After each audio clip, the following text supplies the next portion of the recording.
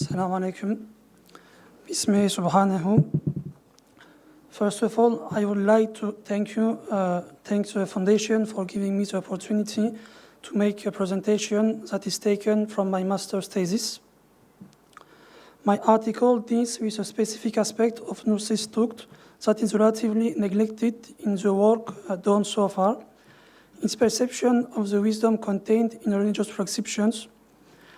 As Nursi is part of a tradition, in this case the Sunni tradition, it was necessary to focus firstly on what could be found in it in relation to our subject of study. Even if the subject of the wisdom contained in religious prescriptions seems to relate solely to legal discipline, we saw that it was originally a question of theology. Thus, theologians have largely debated the place of the hikmah in the action and the divine word. The idea of wisdom in religious prescriptions therefore has theological roots. This idea is also to be found in the works of Sufi and philosophers. In the absence of the theological conception of divine wisdom, maybe it would seem that it would not have been possible to speak of a specific discipline elaborated around this notion, namely that which is called Hikmat-u Tashri. This research proposes to find answers to the following questions. Does Nursi's approach have an antecedence in history of Islamic Tukt? To what extent does the study of the wisdom of religious prescriptions in Nursi's Tukt allow you to contribute to the clarification of the author's intellectual identity? Why did Nursi give so much importance to the wisdom aspect of religious prescriptions?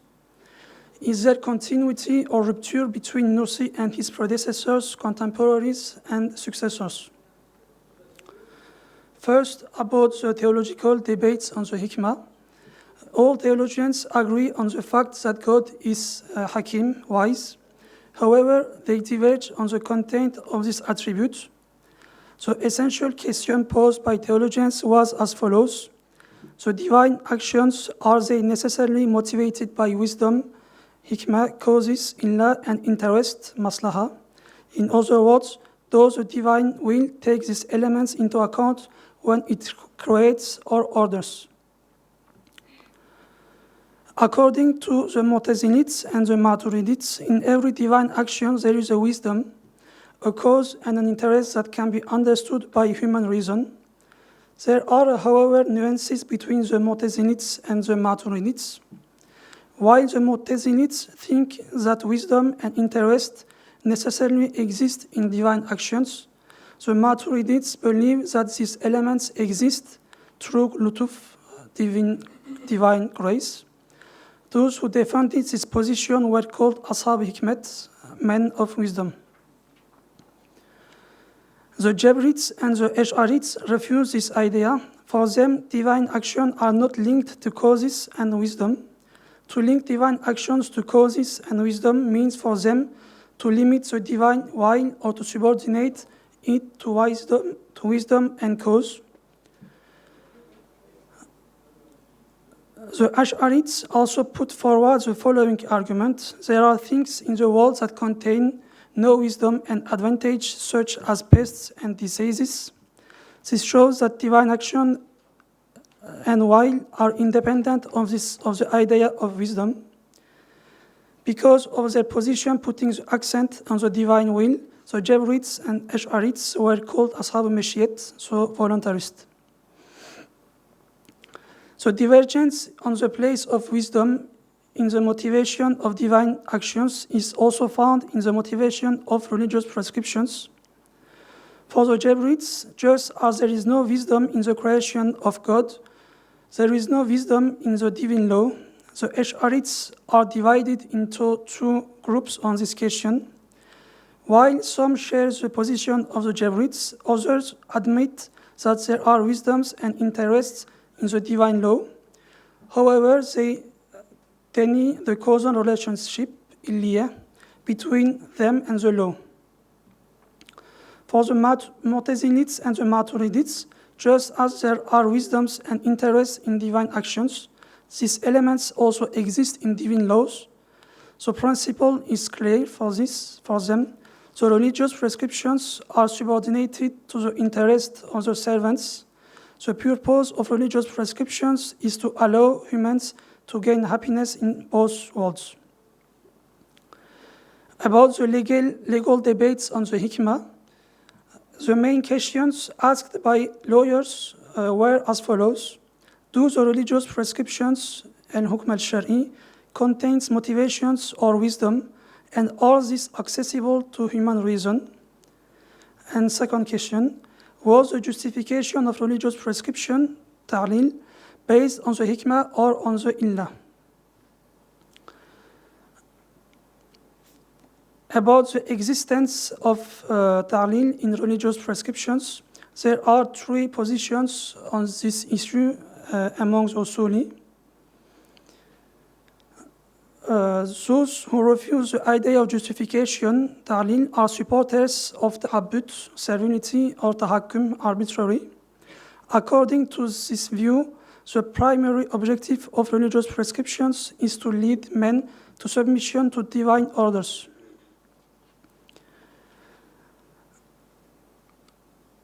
The proponents of this position are the Kharijites, the Imamites, the Zahirites, and certain Mu'tazilites. There is also two categories in this category. One is moderate, and other is not very moderate. Another position is to accept the justification ta'lil as principle. Thus, according to the proponents of this idea, all religious precepts, whether of the order of belief, practice, or ethics, are related to causes, interests, and wisdom.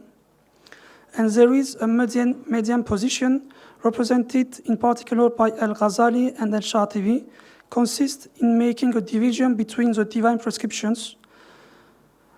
While the principle for worship, ibadat, is the ta'abbud, justification is the principle for the prescriptions within relationships between men, so the mu'amalat. About the place of the hikmah and the illah in the justification of religious prescriptions, there are three different views on the justification of this issue. According to the first opinion, whether the hikmah is apparent and stable, the justification based on it is absolutely rejected. This review is attributed to most usuli. The second opinion, attributed to Fakhreddin Razi and Al-Baydawi, accepts the justification based on hikmah. In a third opinion, the justification based on hikmah is valid if it is apparent and stable. Today, writers like Fazlur Rahman and Muhammad Abed al-Jabri believe that justification based on hikmah is more consistent with the philosophy of Islamic law, and classical method of fuqaha is simplistic because it does take into account only the illah for justification. Despite the many debates about the place of hikmah in justifying religious prescriptions, a specific discipline was developed around this concept. Its name is Hikmat-u. According to the classification of sciences carried out by Tashri in his book Miftah al-Sa'ada wal Misbah Siyada, so Hikmat-u is one of the subparts of Furu al-Fiqh. Some writers like Ismail Haqqi, Suleiman Uluda, consider that Hikmat-u can be the philosophy of prescriptions, the philosophy of law, or even the philosophy of religion.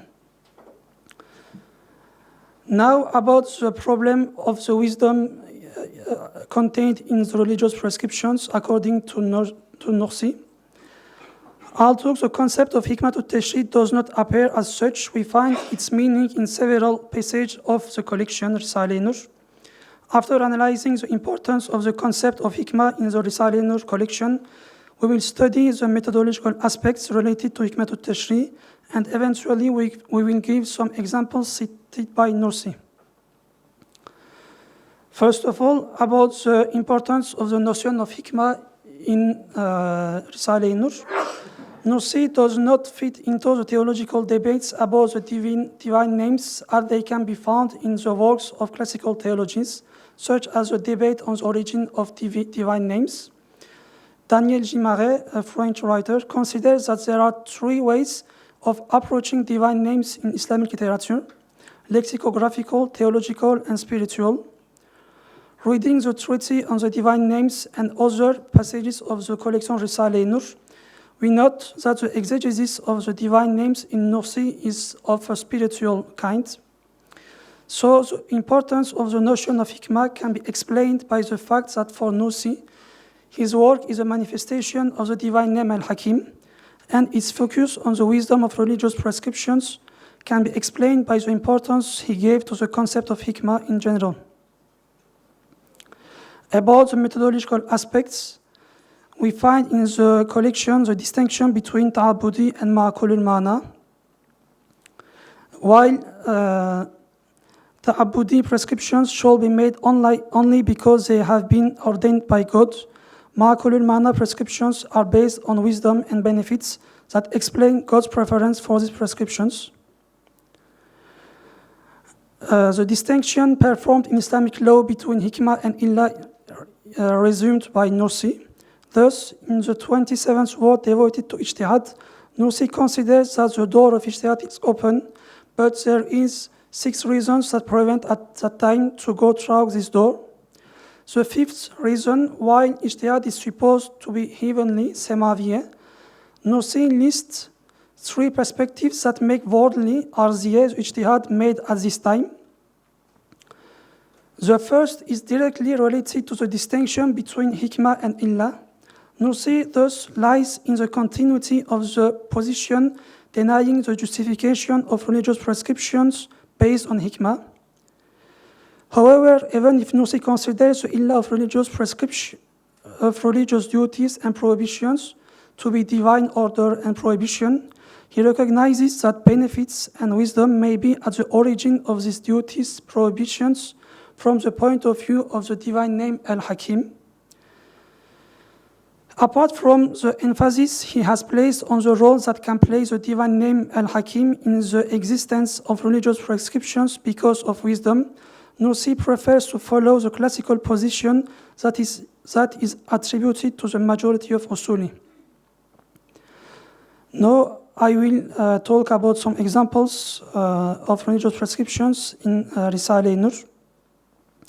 Nursi speaks about wisdoms related to the 5 pillars of Islam and certain other prescriptions like the veil, polygamy, inheritance, punishment of the apostate, the punishment of the thief, the call to prayer, and meat pork. To the extent that it is not possible to address all the prescriptions in this presentation, we will content ourselves with giving 2 controversial examples in modern times. This will enable you to contribute to the clarification of Nursi's intellectual identity, at least in legal matters.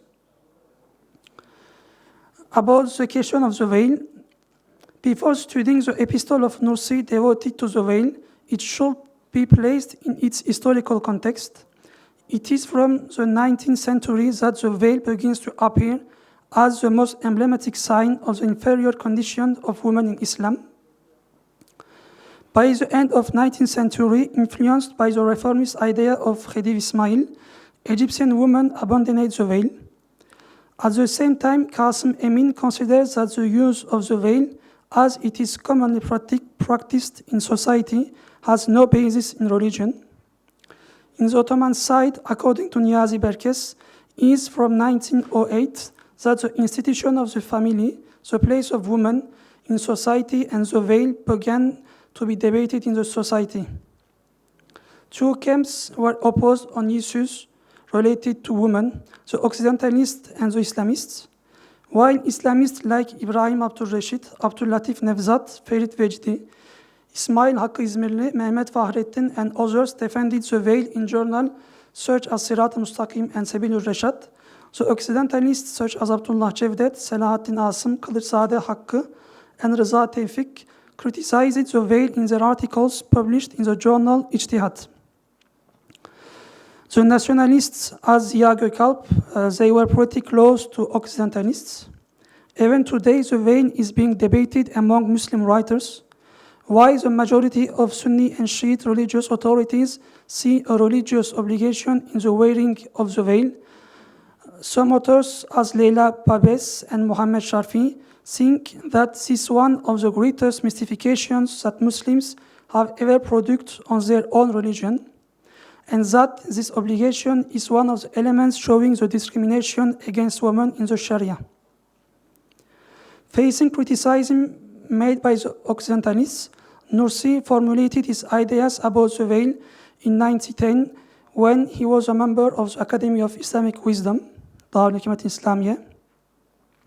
He developed this idea and so prepared the 24 flashes. In this treatise, Nursi made exegesis of the verse 59 of Surah Al-Ahzab. According to him, this verse affirms the obligation of the veil, but dissolute civilization, as Nursi says, considers the veil as a slavery and does not see it as natural. For Nursi, this Quranic prescription is perfectly natural. It attempts to demonstrate the natural character of the veil by explaining the moral and physical characteristics of women and men, the place of women in society and the family, the woman's relationship with her husband and children, and the influence of geography on the human being.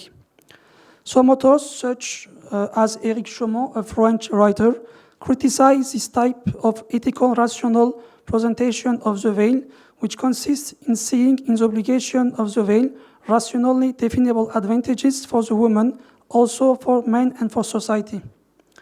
According to Éric Chaumont, this ethical, rational presentation of the veil is an innovation in Islam, since it is not found in any of the classics or imams among the ancient pious Salafi Salihin. For him, the only reason for this innovation is to counter the criticism itself of an ethical, rational nature, whose veil has been the object for several decades. Now about the inheritance.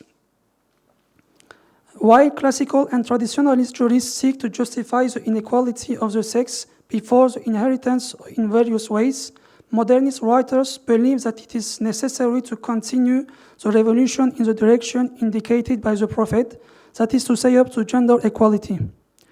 Thus, if the woman who received nothing as an inheritance in pro-Islamic law received half a share in Muslim law, this represents an improvement over the previous situation.